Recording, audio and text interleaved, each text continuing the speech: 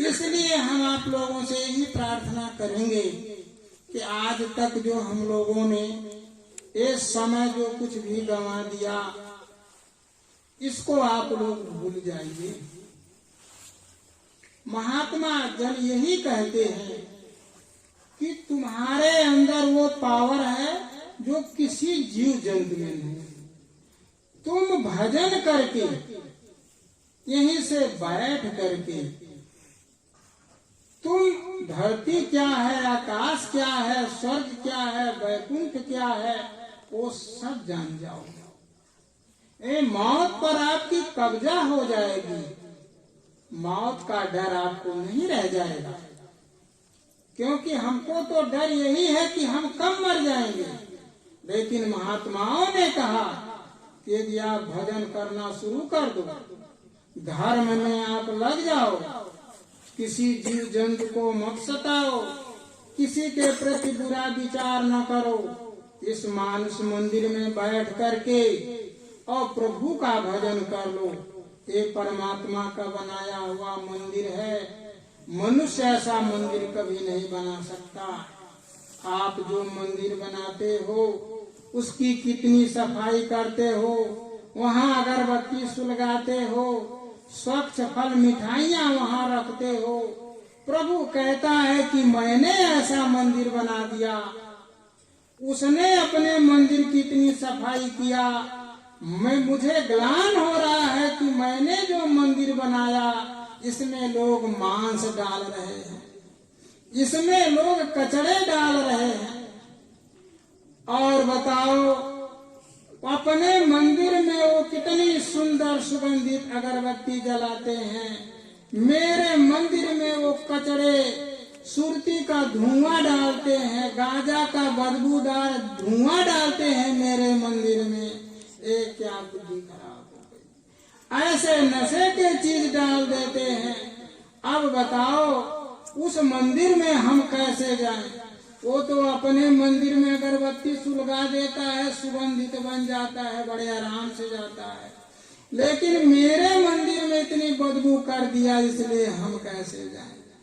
तो प्रभु कहता है भाई मेरी मंदिर साफ करो, तो मैं उस मंदिर में जब बैठूंगा तो तुम्हारा भी दिमाग ठीक कर दूंगा, तुमको दर्शन दूंगा, तुमको सारी बात बता दूंगा कि तुम कहाँ से आए हो, कहाँ जाना। इसलिए है माताएं बहनों, रात ज्यादा बीत गई, हम आपसे आप लोगों से यही कहना चाहते हैं, इस मंदिर की सफाई तब होगी कि जब इसमें आप कचरा नहीं डालोगे, आप बद काम नहीं करोगे। बद का काम जैसे आप अपना लड़का दूसरे का लड़का दूर से, जो आपको भूख लगती है पशुओं को भी भूख लगती है, ये बकरियों को भी भूख लगती है। यदि आपने उन जीवों पर दया नहीं किया, उनको मार करके आपने अपने शरीर में डाल करके कब्रिस्तान आपने बना लिया, तो प्रभु कहता है हम कैसे बैठे? उसमें तो भूत प्रेत बैठेंगे, उसमें तो शैतान बैठेंगे। यही शैतानियत के नाते आपके अंदर का जो सामर्थ्य था सब खत्म हो गया।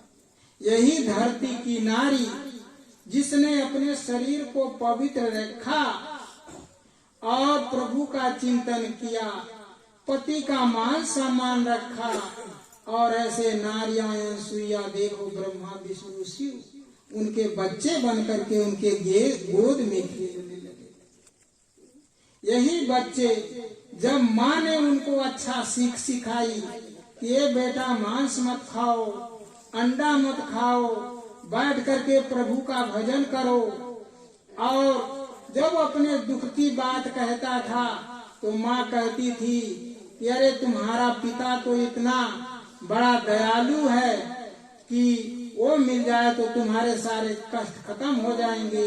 वही माता सुनीति ध्रुव को जब सीख सिखाई, बताओ बच्चा ने प्रभु को खोज कर लिया। ऐसे ही तो बच्चा था जो आपके गोद में बैठा है, उसके समझ में आया कि वो परमात्मा हमारा पिता है जो सबके पिता है।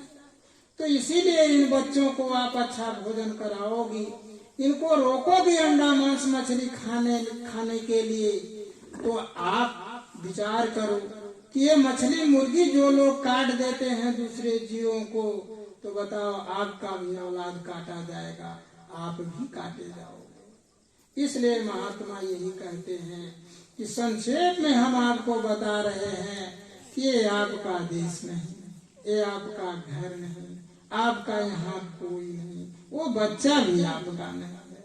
जब तक आपका उसका रिश्ता है, या तो बच्चा पहले चले जाएगा या तो आप पहले चले जाओगे। इसी में हम लोग भी ऐसे हैं, कोई आगे व कोई पाछे चला जाएगा। अभी आप लोगों ने सुना ना कि ये नगरी हमारी नहीं है, जिस नगरी में किया बसेरा मेरी नहीं करे, ये हमारा और आपका नहीं है, उस मालिक का है। तो इसलिए हम यही कहते हैं कि महात्मा से भजन करने की तरीका सीखो। और यह जो आपके अंदर बुराई, बुराई किसको कहते हैं? जहाँ आपको डर लगता है, जहाँ आपको भय होता है, तो उस भय वाले काम को छोड़ दो। अपने घर में बैठ करके दूसरे की भलाई सोचो, किसी की बुराई मत सोचो, अपना खान पान अच्छा करो। महात्माओं ने कहा कि तिल भर मछली खाई के कोटि गऊ दे दान, काशी करवट ले मुए निश्चय नरक निदान। तिल भर मछली खा के अगर जो हमन के कितना भी यज्ञ कर जाए, फिर भी हमें नरक जाए।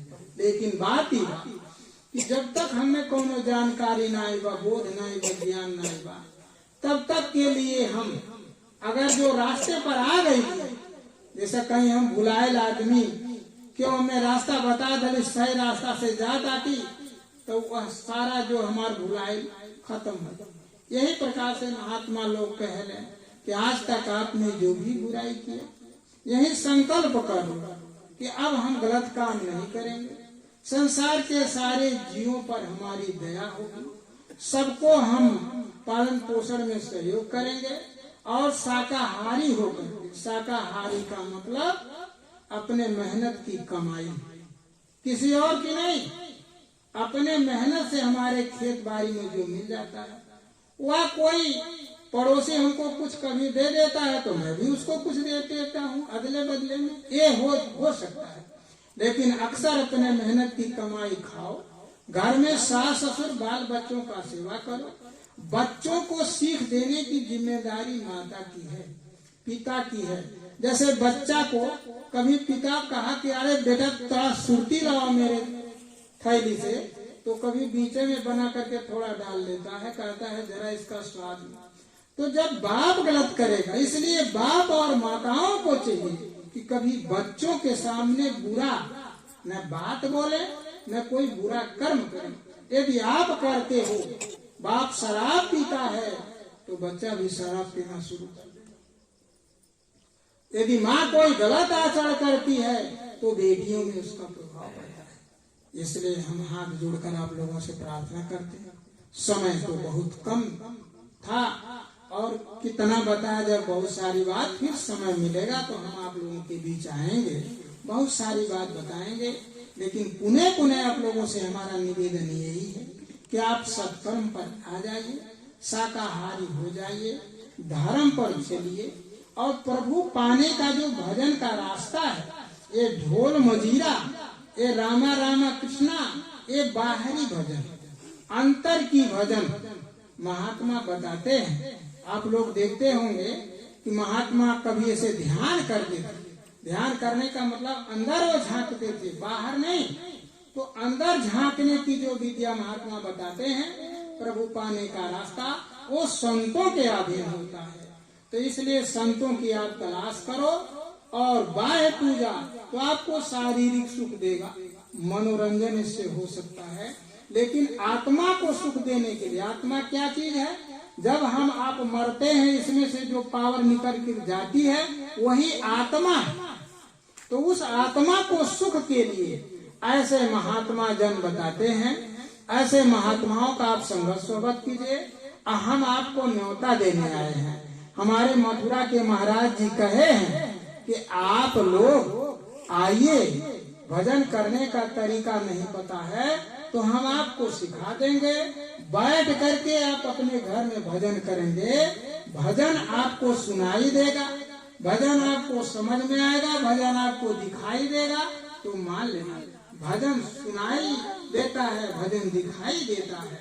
तो ऐसे हमारे महाराज जी समय मौजूदा महाराज, उनका वो प्रतिमा है, वो सत्संग दे रहे हैं और निरंतर सत्संग दे रहे हैं, कभी फुर्सत नहीं ले रहे हैं। इस समय झारखंड में है। उनका कहना है कि गांव में लोगों से जाकर के कह दो कि शाकाहारी हो जाए, अपने तरीके से भजन करें। यदि उनको भजन करने की बढ़िया तरीका नहीं पता है, वह मृत्यु को कैसे जीती जा सकती है, उन्हें न पता हो तो मेरे पास आए, हम समझा देते हैं। इसलिए आप लोगों से प्रार्थना है कि आपको समय मिले तो समय निकाल करके, हमारे बीच के तमाम प्रेमी मथुरा जा रहे हैं तो आप लोग भी जा करके एक बार देख लीजिए। भाई मथुरा तो भगवान कृष्ण की जन्मभूमि है, वो एक तो तीर्थ है ही, और दूसरे कहा जाता है आम के दाम गुठलियों से कम। आम खा लिया जाता है और उसकी गुठली बैठा दिया जाता है, पेड़ बन जाता है। तो आप सत्संग भी सुन लेंगे और भगवान कृष्ण का दर्शन भी कर लेंगे। तो ये कहते हुए अब अपने बाड़ी पर हम विराम देना चाहते हैं। देखिए, मेरे कहने सुनने में कोई कष्टकारक बाड़ी लगी हो तो ऐसी कोई बात नहीं है, मैं कोई विशेष जानकार नहीं हूँ। अब महात्माओं का जो सुना उसको आपको बताया, तो कोई कष्टकारक बाड़ी लगी होगी तो उसके लिए हम क्षमा चाहते हैं। जय गुरु।